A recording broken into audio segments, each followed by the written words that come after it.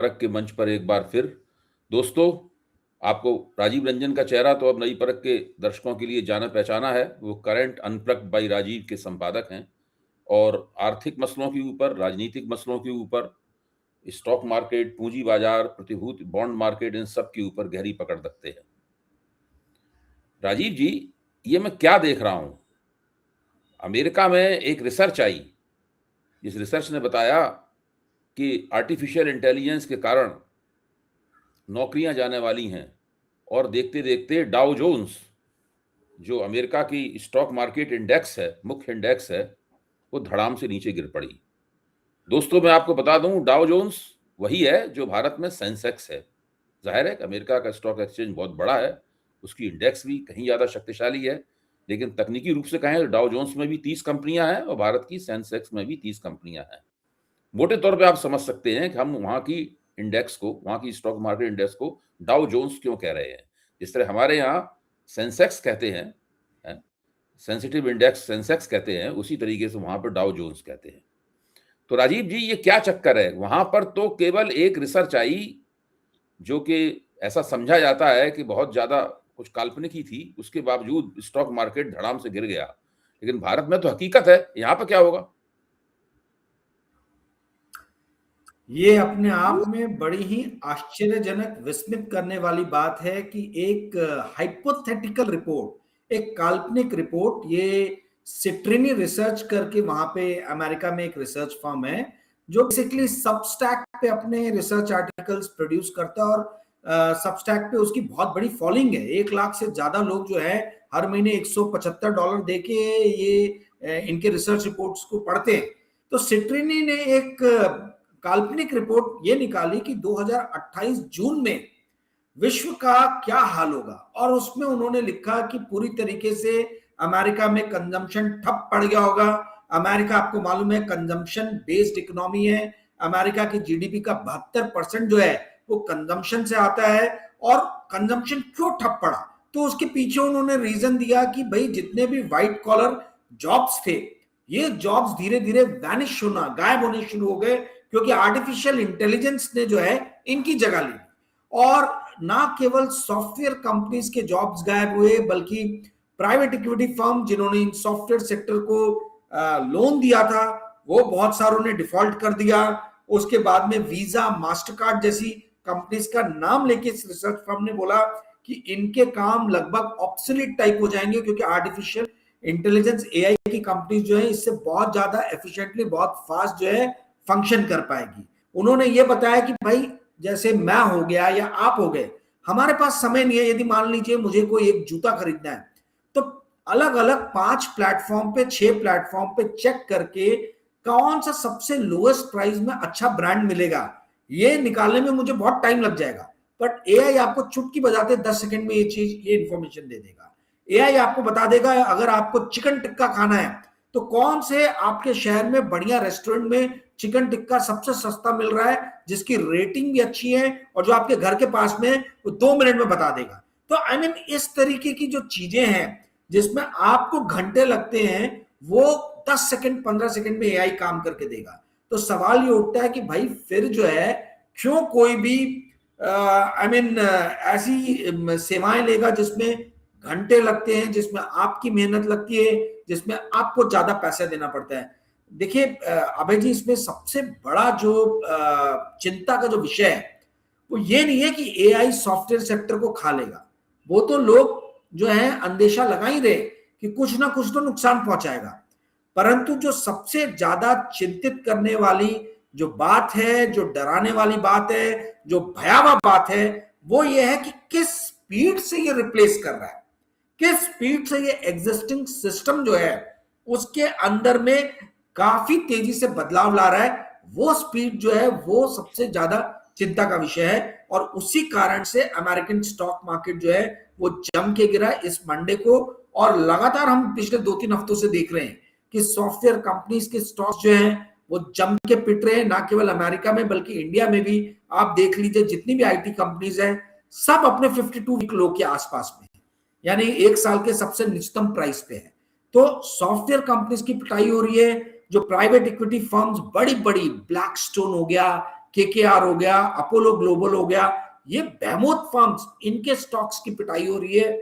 IPM जैसी company जो 1995 तक वर्ल्ड की सबसे ज्यादा आप कह लीजिए कि वैल्यूएबल कंपनी थी, आईबीएम कंपनी का स्टॉक एक दिन में 13% गिर जाता है। इस मंडे को गिरा जैसी वो रिसर्च रिपोर्ट आई, तो काल्पनिक रिसर्च रिपोर्ट, 13% आईबीएम जैसी कंपनी जो है उसका स्टॉक प्राइस गिर रहा तो है। ये आपके अपने कहने का आप मतलब ये है कि रिसर्च के नाम पर, रिसर्च के मेथोडोलॉजी के साथ में, रिसर्च की पद्धति से इन लोगों ने एक कहानी सुनाई, एक अंदेशों, हाँ, एक अंदेशों से भरी हुई और एक बुरी खबर से भरी हुई उन्होंने एक कहानी सुनाई। उन्होंने कहानी ये सुनाई कि एआई आ गया है और एआई ने पूरी तरीके से सॉफ्टवेयर जॉब्स को खा गया है। व्हाइट कॉलर जॉब्स, मतलब जिनमें शारीरिक श्रम की जरूरत नहीं पड़ती, उन जॉब्स को भी एआई खा गया है। लोगों की आमदनी खत्म हो गई है या बहुत ज्यादा गिर गई है, इसलिए उन्होंने बाजार से सामान खरीदना बहुत कम और ना के बराबर शुरू कर दिया है। यानी उपभोग, जिसको आप कंजम्पशन कह रहे हैं, वो गिर गया है। जैसे ही उपभोग गिरेगा, क्योंकि अमेरिका उपभोग आधारित अर्थव्यवस्था है, इसलिए अमेरिका की अर्थव्यवस्था जो है उसका कबाड़ा हो गया है। ऐसा चित्र उसके अंदर बनाया गया है। अच्छा, अब हम आते हैं वहां से। खैर, अमेरिका का जो होना होगा वो तो होगा, और मैं अभी भी मानता हूं कि ये काल्पनिक कहानी है। अमेरिकी लोगों के पास वही एआई को, सारी एआई में सबसे आगे हैं दुनिया में, तो उनके पास वो हथकंडा भी ईजाद करेंगे कैसे वो इस समस्या से बचें।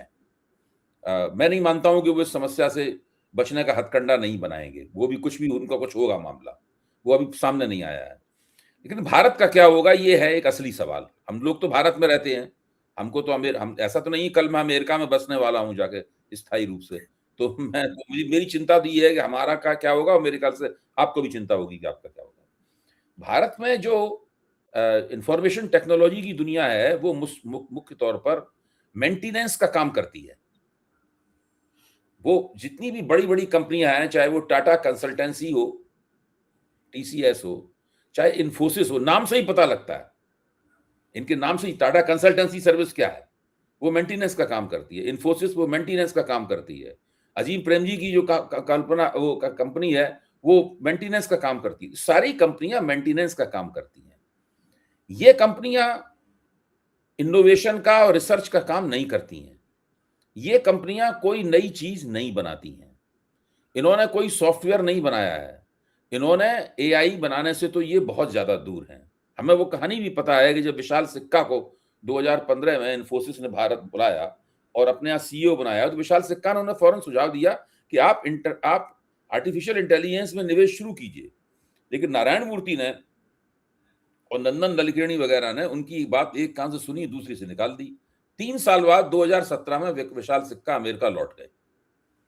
2017 में ही चीन ने आर्टिफिशियल इंटेलिजेंस में निवेश शुरू किया, और आज चीन अमेरिका के पीछे नंबर 2 की ताकत है। हालांकि दोनों के बीच में फर्क बहुत है।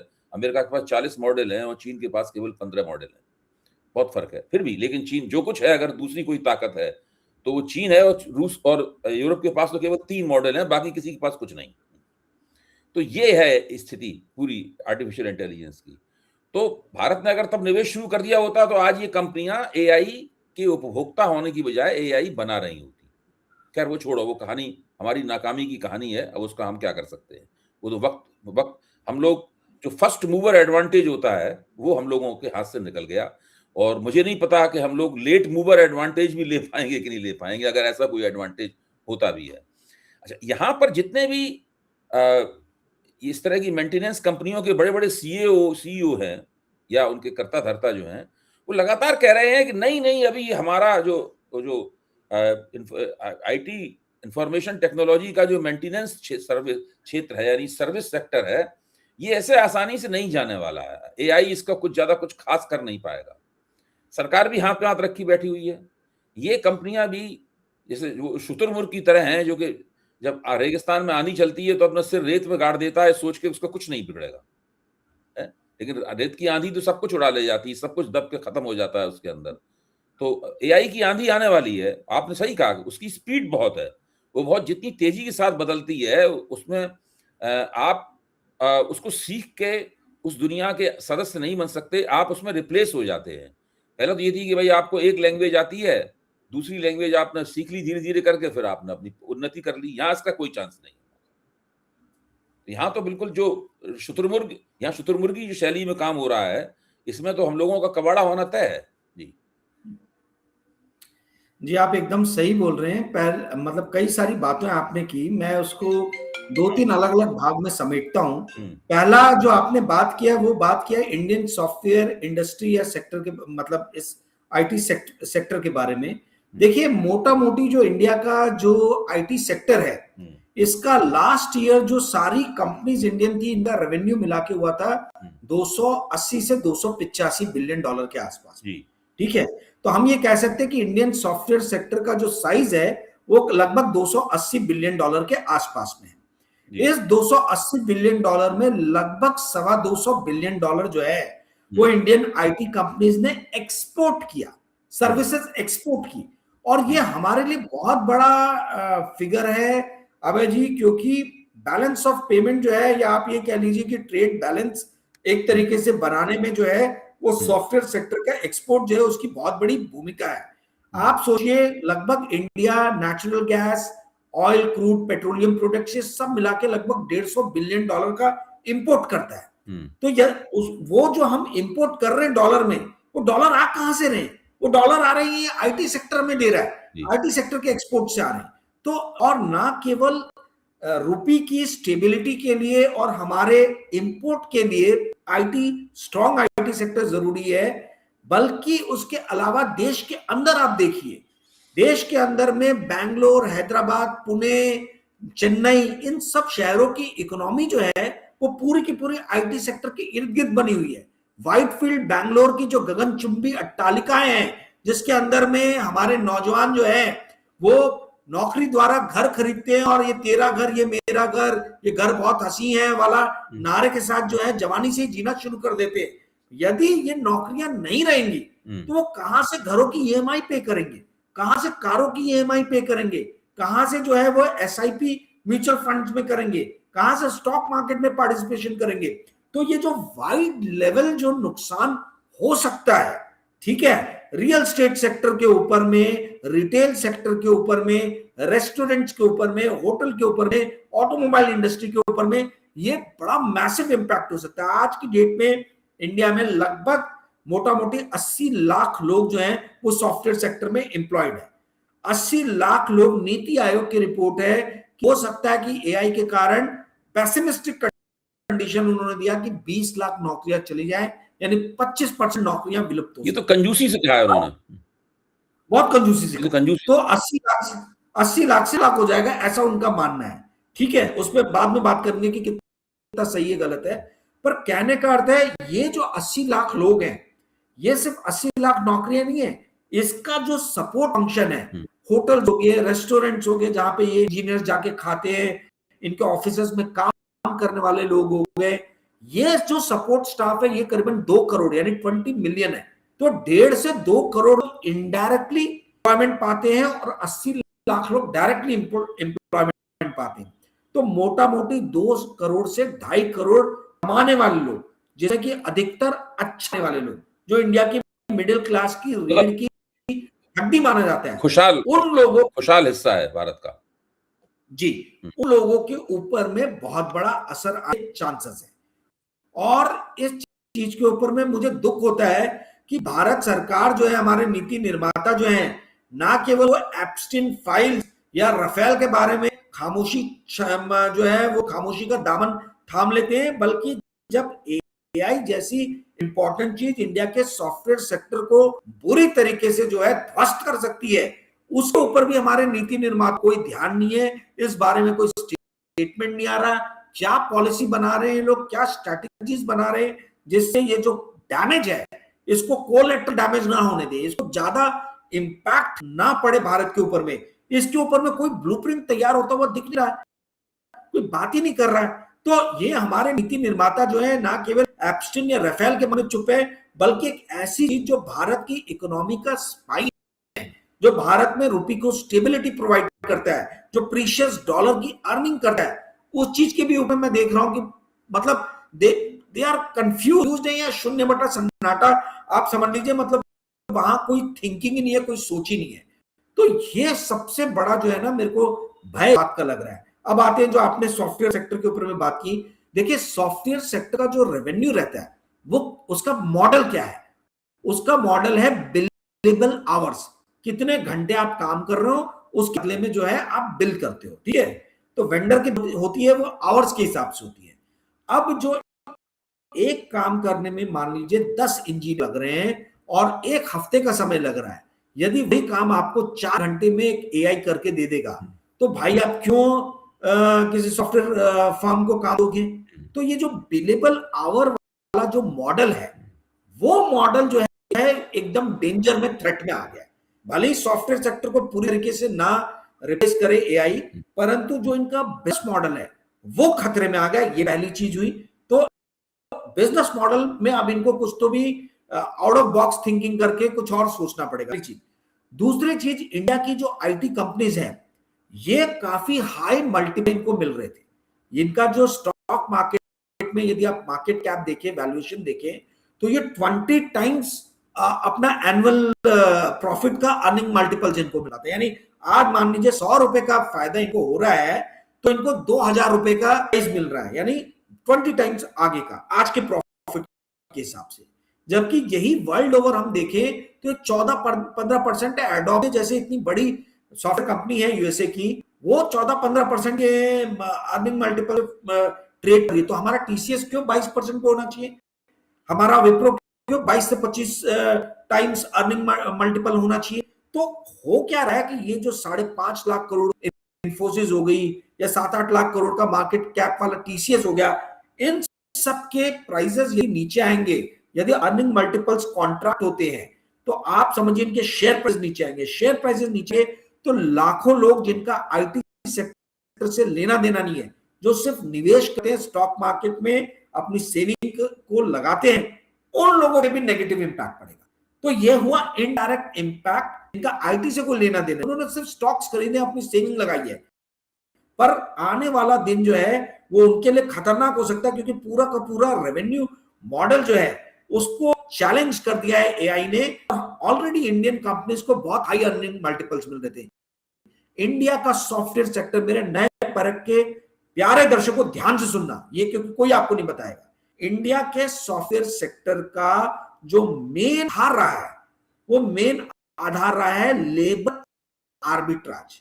लेबर आर्बिट्राज का अर्थ ये हुआ कि उसी सॉफ्टवेयर इंजीनियर को ये अमेरिका में कोई अपॉइंट करता है, कोई अमेरिकी सॉफ्टवेयर इंजीनियर आता है तो उसको 2 से $2.5 लाख पर साल सैलरी देनी पड़ती है। यही यदि इंडियन को हायर करते हैं तो $40,000-50,000 पर एनम की सैलरी देनी पड़ रही है, यानी लगभग 1/5 या 1/6 आप समझ लीजिए। तो ये जो लेबर आर्बिट्राज का जो मॉडल है, ना केवल रेवेन्यू मॉडल बल्कि ये जो लेबर आर्बिट्राज का मॉडल है ये भी खतरे में आ गया। क्योंकि अब तो $500 में मिशिगन में बैठा हुआ कोई एआई जो है वो कोडिंग करेगा, तो आप 50 पर साल वाले सॉफ्टवेयर इंजीनियर को क्यों लेके आओगे?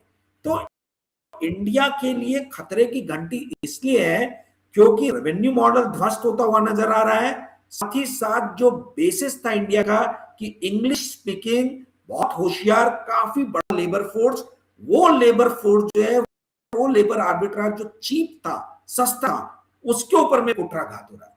तो कहने का अर्थ यह है कि ब्लूप्रिंट यदि वॉर स्केल पे एकदम, मतलब इसको युद्ध स्तर पे तैयारी करने की भारत के नीति निर्माताओं को जरूरत है। और मुझे दुख हो रहा है कि मैं कुछ नीति निर्माताओं को इस तरफ में काम करते हुए नहीं देख रहा हूं। पुणे, हैदराबाद, बैंगलोर, चेन्नई, ये इंडिया के टॉप, मतलब आप समझ लीजिए कि शहर हैं, और शहरों की इकोनॉमी जो है वो 80% आधारित है सेक्टर पे। आईटी सेक्टर ध्वस्त हुआ तो शहर ध्वस्त होंगे, शहर ध्वस्त हुआ तो आप समझ लीजिए कि देश ध्वस्त होगा। ये तो आप बहुत ही वो जो अमेरिका में जो रिपोर्ट आई थी वो तो काल्पनिक थी, लेकिन आप तो जो बता रहे हैं मुझे काल्पनिक नहीं लग रहा है।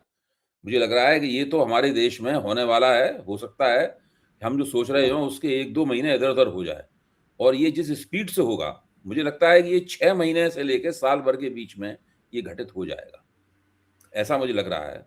और हाँ, और ऐसी स्थिति अगर हुई तो इतनी रफ्तार से इसका मुकाबला करने के लिए कोई वैकल्पिक रास्ता तलाश कर पाना इस सरकार के लिए, तो मुझे तकरीबन इस सरकार के लिए भी नामुमकिन लग रहा है। साथ ही जो सर्विस कंपनियां हैं आईटी सेक्टर की, बड़ी-बड़ी कंपनियाँ, इनका भी हम लोगों ने ज़िक्र किया, उनके लिए भी बहुत मुश्किल लग रहा है।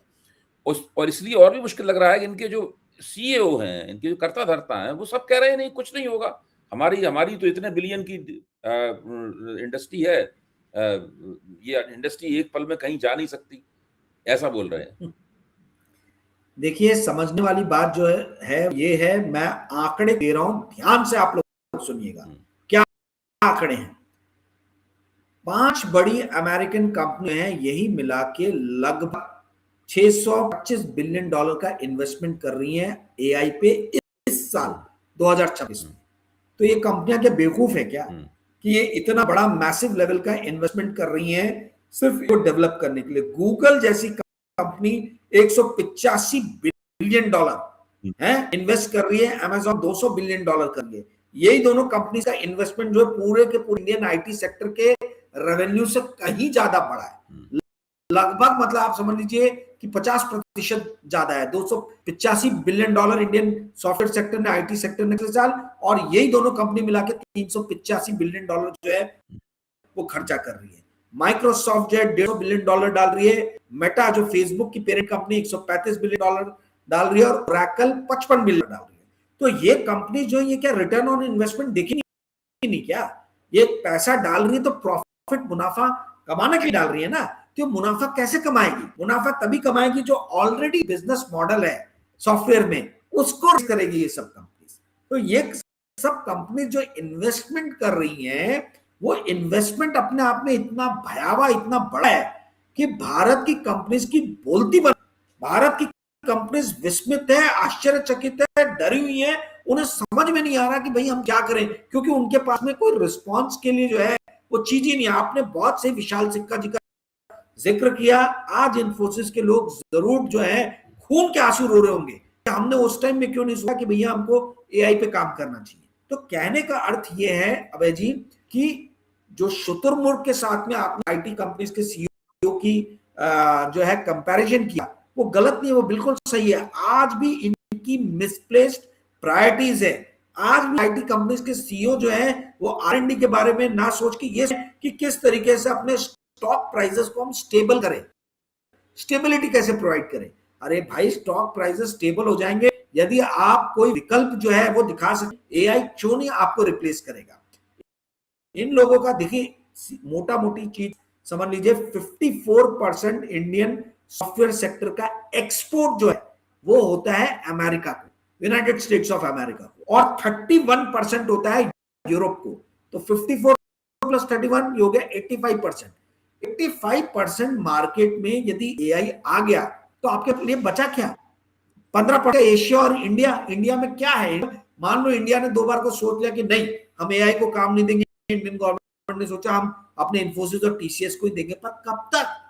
एफिशिएंसी लानी है, प्रोडक्टिविटी को ग्रो करना है। सवाल ये उठता है कि भाई आप कब तक जो है वो उससे दूर भागोगे? जो इंडियन कंपनीज जो दावा सीईओ कि हमको रिप्लेस नहीं कर सकते, उसका एक जो मेन आधार है उनका ये मानना है कि हम हमारे सॉफ्टवेयर सिस्टम अंदर इतने स्ट्रांगली एम्बेड हो गए हैं कि अब उसको सिस्टम से डाला नहीं जा सकता। इसके ऊपर में मैंने 2 हफ्ते पहले मेरे channel current unplug by Rajiv पे आधे घंटे का प्रोग्राम किया, बहुत बड़ा। इसका मतलब क्या हुआ? सिस्टम में एम्बेड हो गए। मान लीजिए जैसे इंडिया के बैंक्स हैं, इंडिया के बैंक्स जो है वो इन्फोसिस का सॉफ्टवेयर यूज करते हैं फिनाकल करके। तो अब फिनाकल के पास में इतना प्रोप्राइटरी डाटा है इंडियन बैंक्स का, इंडियन बैंक्स यदि चाहे भी तो फिनाकल को हटा के कोई एआई काम नहीं कर सकते। तो उनका कहना ये है, इंडिया के सॉफ्टवेयर सेक्टर कंपनीज के सीईओ का, कि उल्टा हम ये एआई को अपने सॉफ्टवेयर में एम्बेड कर देंगे और एफिशिएंट बनाने के लिए, पर हमारे इसको कोई रिप्लेस नहीं करेगा। पर सवाल ये है कि भाई ये तो आपकी दादागिरी इंडिया में ही चलेगी।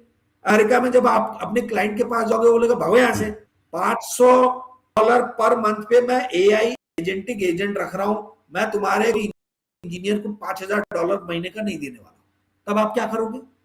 तो कहने का अर्थ ये है, इनकी भी जो अभी कवायद है, आप समझिए कोशिश है, वो ये है कि एआई के जो टूल्स जो उपयोगी हैं उनको खरीद लें इन कंपनी से और उनको अपने सॉफ्टवेयर में एम्बेड कर, और उनके क्लाइंट्स को वो सॉफ्टवेयर दें जिसके अंदर एआई एम्बेडेड हो।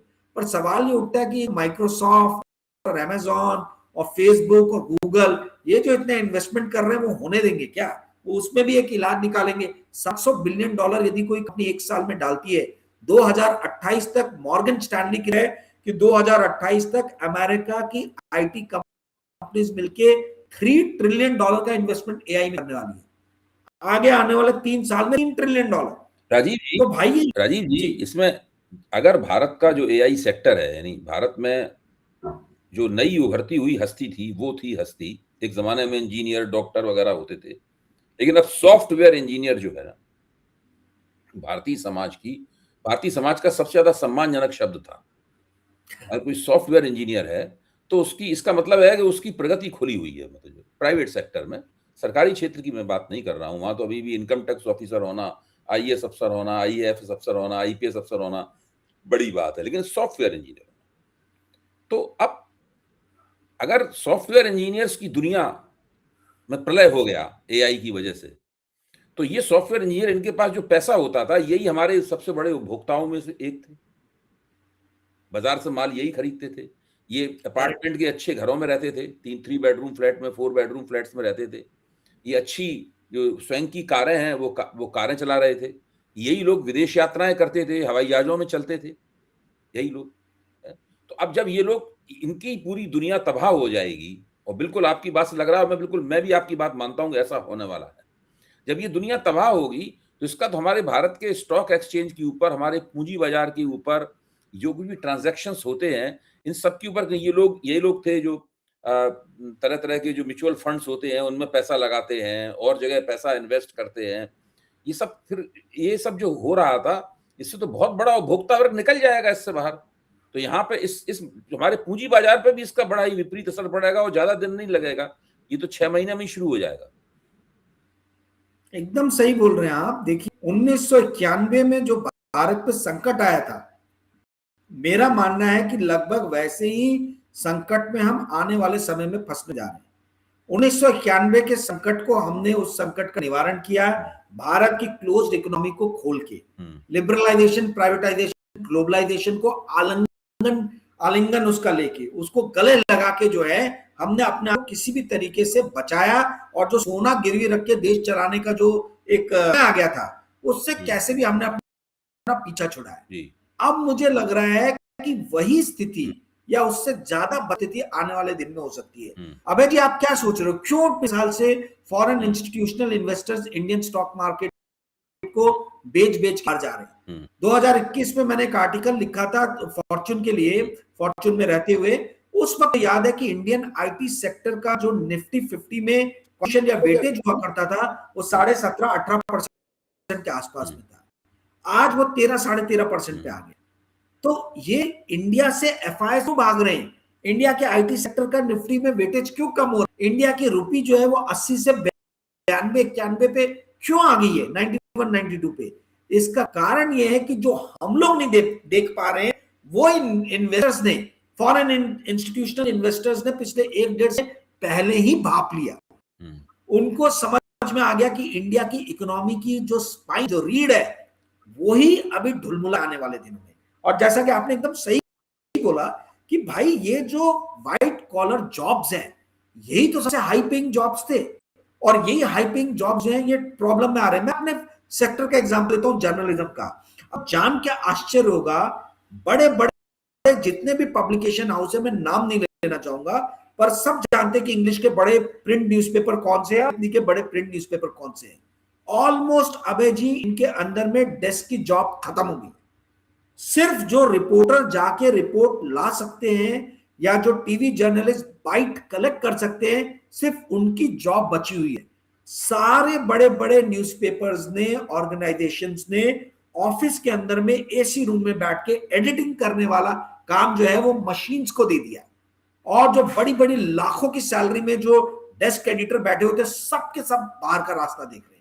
ऐसे ही एआई ने देखिए कहां इंपैक्ट डाला। सबसे पहला और सबसे बड़ा इंपैक्ट पड़ा ग्राफिक डिजाइनर्स पे, सबसे पहला और सबसे बड़ा इंपैक्ट पड़ा जर्नलिज्म के डेस्क जॉब पे। तो वो सारे जॉब्स जो पहले हाई पेइंग थे, जिसमें स्किल बहुत हाई माना जाता था, एआई ने उसी पे चोट पहुंचाई है। और यही वो लोग थे जो ज्यादा सैलरी पाते थे, जिससे इंडिया में कंज्यूमरिज्म जो है वो हम देख रहे थे कि वो बूस्ट हो रहा था। जैसे मैंने आपको बताया कि अमेरिका में 72% अमेरिका की जीडीपी जो है वो कंजम्पशन है, ऐसे इंडिया में भी 65%, लगभग 2/3 जो हमारी इकोनॉमी है वो कंजम्पशन बेस्ड है। तो यदि नौकरियां ही नहीं रहेगी तो कंजम्पशन कहां से होगा? अगर 20% 25% अनएम्प्लॉयमेंट रहेगा तो भैया ग्रोथ 8% का कहां से आएगा? ये निर्मला सीतारमण, ये नीति निर्धारक जो है मोदी जी, अमित शाह जी, पीयूष गोयल जी, इनसे पूछना पड़ेगा कि भाई अगर अनएम्प्लॉयमेंट 20% 25% हो गया तो ये 8% से भारत को ग्रो करने की जो आप बात करते हो वो कहां से ग्रो होगा? ठीक आज आप बात है। डाटा देते हो कि 5% अनएम्प्लॉयमेंट है इंडिया का, 5% पे आप 8% ग्रोथ की बात कर रहे हो, पर ये 5% अनएम्प्लॉयमेंट यदि 25% हो गया तो कहां से 8% होगा? फिर तो 1% 1.5% ग्रोथ हो जाएगा। तो कहने का अर्थ है कि हम बुरी तरीके से डेट ट्रैप में फंसने वाले हैं। जॉबलेस ग्रोथ की हम पहले बात करते थे, अब जॉबलेस डीग्रोथ की हम बात करेंगे। जी अभय जी। राजीव जी, वैसे तो शुतुरमुर्ग रेगिस्तान का पक्षी होता है, रेगिस्तान का प्राणी होता है, लेकिन मुझे नहीं लगता कि हम शुतुरमुर्ग को रेगिस्तान में देखेंगे। शुतुरमुर्ग हमारे आसपास हर जगह मौजूद हैं। वो सरकार के नीति निर्माता जो कमरे हैं उनके अंदर मौजूद हैं। वो आईटी कंपनियों के सीईओ के दफ्तर में मौजूद हैं शुतुरमुर्ग। और सब लोगों ने ये मान लिया है कि दुनिया में भले एआई की आंधी आए, लेकिन हम लोग उस आंधी से बच जाएंगे। लेकिन जो तस्वीर आपने खींची है, और मैं उससे पूरी तरह सहमत हूं कि ऐसा नहीं हो सकता है, ये लोग नहीं बच सकते। ये सब देर सवेर की बात है। 10 दिन, एक 6 महीने इधर या 6 महीने उधर, इससे ऊपर भी कुछ नहीं होगा। और बिल्कुल भारत का जो इंफॉर्मेशन टेक्नोलॉजी का क्षेत्र है, सॉफ्टवेयर इंडस्ट्री का क्षेत्र है, वो तबाह होने की तरफ जा रहा है। और ये जो खतरनाक समय है, ये आ रहा है, ये आसन्न संकट है। इसके खिलाफ, इसको रोकने के लिए कोई तैयारी नहीं है। हाँ, आप कुछ कह रहे थे। मैं एक चीज कहना चाह रहा हूं सर, 15 लाख इंजीनियर हर साल जो है हम्म। वो भारत में बनते हैं, निकलते हैं मिनिमम, ठीक है। अब ये अधिकतर इंजीनियरिंग कॉलेजेस पॉलिटिशियंस के हैं। हम्म। ये जितने भी सॉफ्टवेयर के ऑफिसेज आप देख रहे हैं सब पॉलिटिशियंस के लैंड पे बनी है, उन्हीं की बिल्डिंग है। हम्म। मुझे ताज्जुब होती जहां पे उनके इंटरेस्ट डायरेक्ट है वो भी वो चीज नहीं समझ पा रहे। इससे आप उनका बौद्धिक स्तर बिल्कुल समझ ठीक कह रहे, सकते इसीलिए मैं कह रहा हूँ वो शुतुरमुर्ग हैं, और घटिया किस्म के शुतुरमुर्ग हैं। शुतुरमुर्ग भी बहुत अच्छे किस्म के नहीं है। चलिए, अब हम लोग कुछ कर नहीं सकते, लेकिन हम लोग चेतावनी दे सकते हैं, और आपने चेतावनी दी है। देखिए, आपकी चेतावनी उनके कानों तक पहुंचती है, नहीं पहुंचती। बहुत बहुत धन्यवाद राजीव जी। ये एक ऐसा प्रश्न है, इसके ऊपर हम लोगों को बार बार विचार करना पड़ेगा, और बार बार हम इस विचार करने के लिए आपके पास आएंगे। एक बार फिर धन्यवाद जी।